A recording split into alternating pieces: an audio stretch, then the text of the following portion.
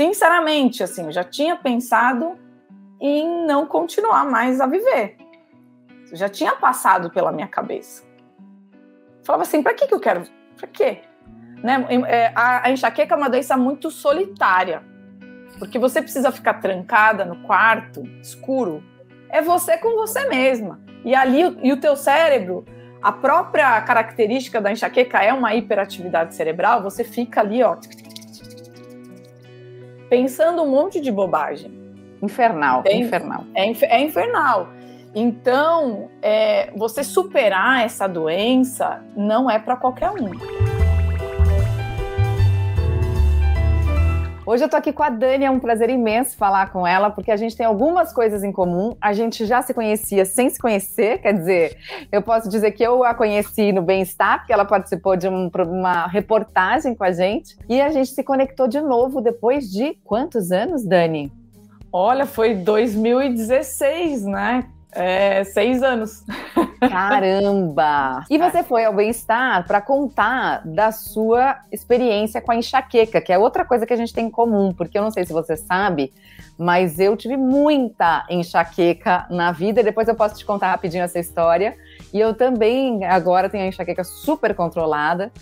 E eu achei curioso, porque na época, quando eu chamei a reportagem do Bem-Estar, né, eu falei assim, ela conseguiu curar a enxaqueca. Obviamente, nem tinha sido eu que tinha escrito aquilo, mas... e aí você escreveu um post recente e falou assim, ninguém cura a enxaqueca, a gente controla a enxaqueca. Exato. E hoje a Dani é mentora de enxaqueca, ou seja, ajuda as pessoas a não terem, né, enxaqueca. Ela descobriu os gatilhos da enxaqueca e conseguiu achar a cura. Me conta um pouco como foi esse processo para você. Primeiro, se você descobriu por que você tinha enxaqueca. Esse acho que é o ponto-chave do processo, né? Porque quem tem enxaqueca acaba fazendo uma peregrinação, né? Vai em tudo quanto é profissional. E, infelizmente, não se explica por que tem, o que é a doença, como que ela funciona, quais são os mecanismos. Tem muita coisa que não se sabe ainda da enxaqueca, mas o que se sabe já dá para entender quais são as causas, né? E a causa da enxaqueca é um desequilíbrio neuroquímico no cérebro. Algumas substâncias, né, dentro do nosso cérebro, lá nas profundezas, elas estão em desequilíbrio, e isso tem muito a ver com os hábitos e com uma predisposição genética. Então, quando a gente fala de hábitos, a gente precisa pensar em alimentação, a gente precisa pensar em sono, atividade física, a gente precisa pensar em controle emocional. Todos esses hábitos vão afetar diretamente a produção dessas substâncias. E quando a gente produz muito ou produz pouco, isso entra em desequilíbrio e aí a dor se manifesta, a doença aparece. Você teve enxaqueca de que idade a que idade? Eu era criança, 6 anos. Uau! É claro que quando eu era criança, isso acontecia de forma bem episódica, né? Aconteceu uma vez, depois, sei lá, 4 meses, outra crise, né? E isso foi se intensificando. E cronificando também, né? Quer dizer, ficando mais frequente. No período menstrual, eu comecei a ter aquelas crises menstruais mais clássicas. Então, uma vez... Aí começou, né? Aquela coisa, uma vez por mês. 2 vezes no mês. Até que eu cheguei aos 25 anos de idade, depois de ter feito um monte de tratamento, ter tomado um monte de remédio, vício em analgésicos. Aos 25 anos, eu tava com dor diária. Eu não tinha paz, eu não tinha um dia sem dor.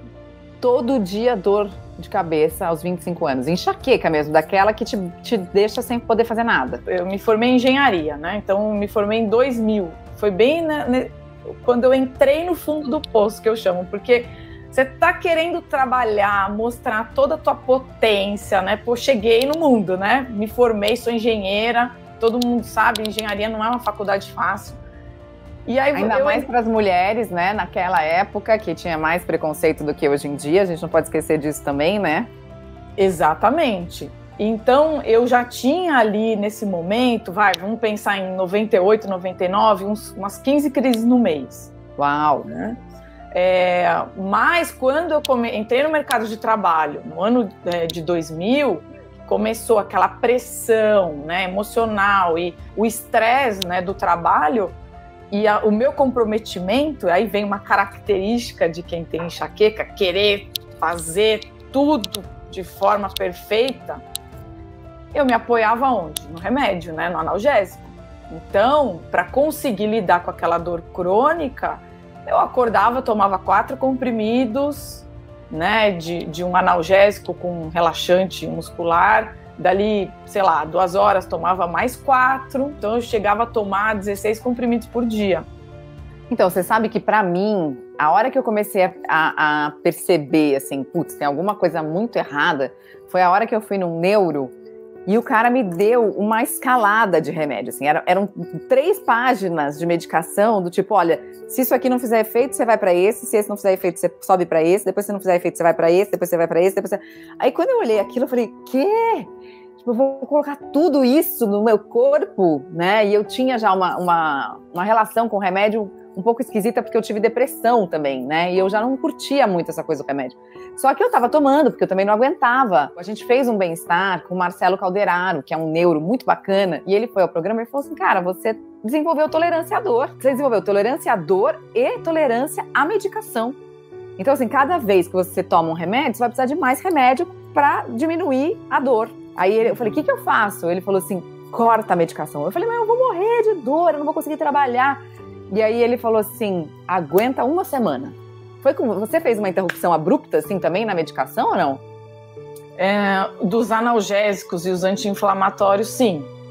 Porque eles causam esse efeito rebote que você está falando, né? Quanto mais você toma, mais a dor começa a vir mais forte para você tomar mais analgésico. Poderia ter feito dessa forma como você fez, mas acho que eu não pararia em pé, eu acho que eu ia para um hospício, porque do jeito que eu tava, né, era muita dor mesmo, todo dia, um vício muito grande em analgésicos. Mas aí você falou dos hábitos também, né, e aí eu vou dar um relato pessoal. Para mim também, quer dizer, a partir do momento que a gente começou a falar sobre enxaqueca no programa, eu também comecei a observar melhor as coisas que eu comia, né, meus hábitos de sono, as horas sem dormir, o quanto isso se relacionava, as tensões, por exemplo, putz, se tinha um dia que a gente ficava mais tenso por alguma coisa, uma reunião que eu não gostava, e aí eu via que aquilo era um disparador de dor, então eu comecei a ficar mais atenta a isso e comecei a mudar a minha alimentação, especialmente com derivados de leite, que eu descobri também que eu era intolerante, eu não sabia, descobri com o programa,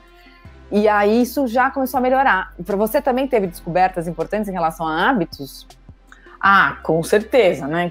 A gente precisa sair de uma alimentação, eu falo, uma alimentação suja, né? Uma alimentação industrializada, ultraprocessada, para comida de verdade. Aquela comida que os nossos ancestrais comiam. Precisei fazer essa migração. Eu comia muito fast food, doce, sorvete, tomava refrigerante, pão de queijo. Hoje, desde lá, né, são 22 anos mudando a alimentação.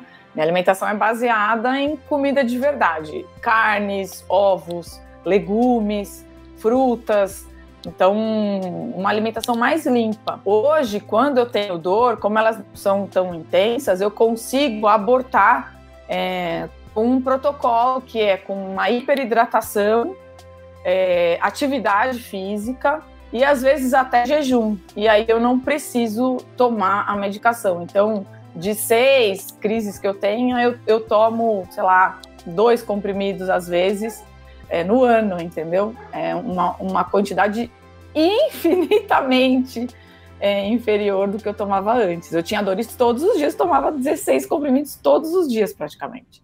Agora vamos falar do momento que você apareceu no Bem-Estar, porque foi um momento importante para você, né? Foi. E isso me deixa muito feliz, assim, de ter feito parte, de alguma maneira, desse seu momento importante. Conta pra gente. E teve uma sincronicidade também nesse momento, uma história com a sua filha, queria que você contasse. Bom, eu estava muito infeliz no meu trabalho. Fiquei praticamente 15 anos trabalhando como gestora de projetos em grandes empresas, tinha grandes responsabilidades e eu realmente não queria mais fazer aquilo. Eu estava muito triste, sabe quando você não se vê mais fazendo aquilo, não tinha propósito mais, eu não estava feliz. E todo mundo achou que eu estava maluca, né? Porque como que ela sai, né? 15 anos, engenheira e tal. E eu passei por um processo muito difícil. O que eu vou fazer da minha vida? Como eu tinha vencido a enxaqueca, eu tinha mudado de hábitos, eu passei, né? Eu era pessoa acima do peso, sempre com dor. Então as pessoas viram a minha transformação. Então, assim, elas sempre vinham conversar comigo. Ah, mas o que você fez? Ah, mas olha, meu intestino não funciona. Ah, porque eu tô com esse problema. O que você acha? Eu virei dentro da turma aquela pessoa que sempre tá puxando um assunto, né? Meu marido até brincava, ela vai começar a fazer palestra, né? Alguém me perguntava alguma coisa, ela vai começar a dar palestra. Eu decidi abrir uma marca de produtos naturais, comecei a fazer pão de fermentação natural, sopas, e até que deu certo. Eu consegui colocar a marca em várias lojas em São Paulo, mas aos trancos e barrancos, né? E aí, por conta dessa marca e de dar palestra e de dar curso de culinária saudável, eu comecei a aparecer em alguns programas de televisão. E a minha filha, ela tinha 6 anos na época, ela foi em janeiro, férias, minha mãe foi viajar com ela. E aí, a gente não costumava ligar muito televisão em casa. Nessa casa onde ela estava passando Bem-Estar, né, de manhã. A minha filha nunca tinha me ligado, não era costume dela. Ela pegou o celular da minha mãe e me ligou. Falou, mamãe, tem um programa de televisão muito legal, é a sua cara. Você precisa ir. Aí eu falei, que programa que é? É o Bem-Estar. Aí eu ri, né? Falei, com certeza, eu adoraria ir nesse programa, né? Seria muito legal participar. Ai, mamãe, vai lá, né? Como se dependesse de mim. Falei, tá bom, filha, obrigada e tal. E eu tava dirigindo, indo para dar um curso, né, de culinária. Tava indo no caminho. Quando deu mais ou menos umas 2 horas, eu tava no local, lá, preparando as coisas, toca o meu celular, e era a jornalista do Bem-Estar. Mas eu fiquei toda arrepiada, né? Eu falei, não é possível, achei que era pegadinha, né? Eu tô arrepiada agora você contando a história, porque isso é tão mágico, né? Parece que um campo se abre e a comunicação se dá num outro lugar em que a gente não tem acesso. E essas coisas, elas acontecem mesmo, né? Eu tenho N exemplos disso, mas é muito mágico, é muito lindo, né? E quando vem de uma criança, eu acho que é mais potente ainda, né? Porque quando ela intenciona isso para a mãe, ela intenciona de um lugar de tanta pureza, né? De tanto amor, que daí o negócio realmente vai, né? Sim. E foi exatamente... Ó, eu lembro-me, ficou com lágrima. E foi exatamente isso que aconteceu, porque a reportagem passou, eu também me preparei, porque, poxa vida, eu sou engenheiro, trabalhei com gestão de tecnologia, eu falei, eu preciso estar preparada para receber essa demanda. Eu sabia que alguma coisa ali ia acontecer, mas eu não sabia o que era, né? E eu recebi mais de 2.000 e-mails. Uau! Depois do programa? Depois do programa. Não, no mesmo dia, né? Porque as pessoas entraram, Daniela Miguel enxaqueca, né? Quem que é essa mulher? E aí eu comecei a olhar aquilo e falei, como que eu vou responder essas pessoas?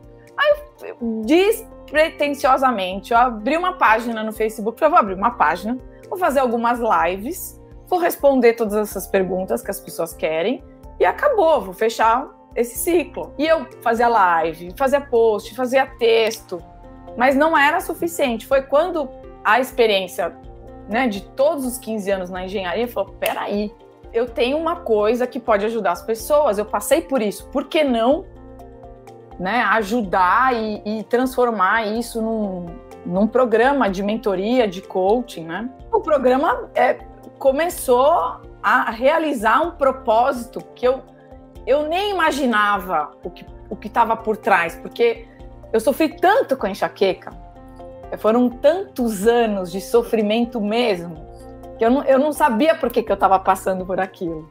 E hoje eu vejo eu ajudar as pessoas a se livrarem da dependência de medicação, viverem, voltarem a ter esperança, né, ter um brilho no olho. Hoje eu entendo por que eu passei por tudo aquilo. Você passaria de novo? Com certeza! Se eu tivesse ajudado uma pessoa, eu estaria feliz. Já são milhares. Esse que é o X da questão. É isso que me move todo dia. Eu quero fazer diferença na vida das pessoas. Eu não quero passar aqui a passeio, sabe? A tua história é tão bonita em vários aspectos, porque muita gente está nessa caminhada e também está infeliz no trabalho, também está, né, brigando com o chefe, também está sobrecarregada, estressada, com enxaqueca, ou com dor de cabeça, ou com gastrite, enfim, qualquer coisa. E aí tá achando, nossa, isso aqui tá completamente inútil, né? Não vai levar para lugar nenhum. Mas às vezes aquilo ali que você passou, né? A sua experiência com engenharia te ajudou depois a formatar o programa. Então, nada na nossa vida é inútil, né? Nem a dor é inútil. A dor, na verdade, é uma joia, né? Quando a gente aprende a olhar para ela e aprende a lidar com ela é um tesouro, né? Quando a gente consegue, de fato, superá-la e ainda assim ajudar as pessoas a passar pela mesma coisa, né? Quanto mais fundo é o buraco, mais forte fica a fundação, né? Depois para você encarar outros obstáculos. Porque, assim, é claro que essa experiência de passar uma abstinência de medicação, de mudar os... Não é fácil acordar cedo e fazer atividade física e ter uma alimentação regrada, dormir cedo, né? Tudo tem... A enxaqueca é uma velhinha, né? Ela gosta de rotina, né? Então você tem que dar essa rotina para ela. Então eu falo muitos nãos, né? Não posso, não vou, não... Mas ao mesmo tempo eu colho isso sem dor, né? Então eu acordo, eu abro o olho, eu tô sem dor. Né? Porque cada um desses nãos é um sim para sua vida sem dor, né? Exatamente. Estar vivo é vivenciar um monte de problemas, né? Algumas pessoas têm mais, outras têm menos, mas a gente precisa estar preparado. E isso me trouxe uma casca. Dani, obrigada pelo seu depoimento. Eu acho que tem essa força que você fala, né? É a força de quem passou.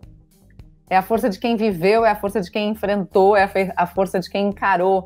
E essa é a força que vem de um lugar de muita verdade, né? Que dá para sentir muito isso quando você fala. Então, que você possa continuar compartilhando, ajudando milhares e milhares de pessoas, que a gente possa contribuir aqui. Conta comigo para ajudar a espalhar essa mensagem.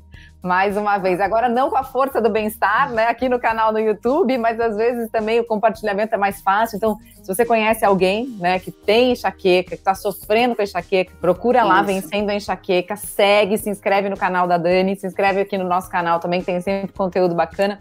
Queria te agradecer demais. Manda um beijo. Como ela se chama, sua filha? Valentina Ferrante Miguel, ela vai ficar toda.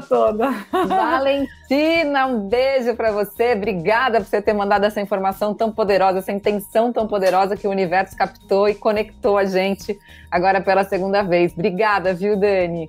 Olha, eu que agradeço, assim, eu não tenho palavras, porque, né, você teve uma parte muito especial, uma responsabilidade nessa virada de chave na minha vida. Então, obrigada mesmo.